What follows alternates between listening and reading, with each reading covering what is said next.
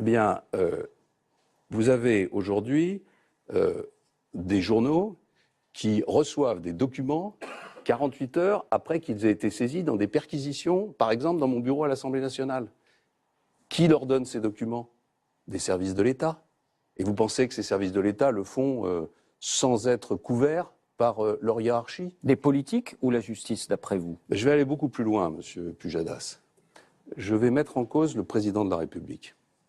Il y a un livre qui sort ces jours-ci, dont j'ai pu lire les bonnes feuilles, comme peut-être plusieurs d'entre vous, qui a été écrit par des journalistes qui sont très loin d'être mes amis, puisque deux d'entre eux sont des journalistes du Canard enchaîné. Un livre sur le ministère de l'Intérieur et la place Beauvau, qui en 240 pages explique comment François Hollande fait remonter toutes les écoutes judiciaires qui l'intéressent à son bureau, ce qui est une illégalité totale. Comment il est branché directement sur Bercy, sur Tracfin, sur des informations qui lui sont apportées en permanence. Comment il est au courant des moindres faits, des moindres filatures, y compris concernant son ancien Premier ministre Manuel Valls. On cherchait un cabinet noir, on l'a trouvé le cabinet noir, en tout cas à travers ces allégations. Et moi ce soir, solennellement, je demande qu'il y ait une enquête ouverte sur les allégations qui sont portées dans ce livre, parce que c'est un scandale d'État.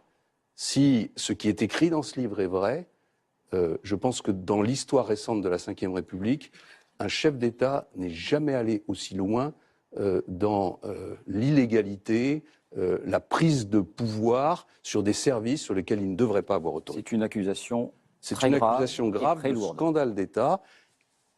Il faut que ces allégations soient vérifiées. Mais quand je vois qu'en 2 heures, on a ouvert une enquête sur l'emploi de ma femme, je pense qu'en quelques jours, on peut ouvrir une enquête sur un livre qui accuse gravement le chef de l'État.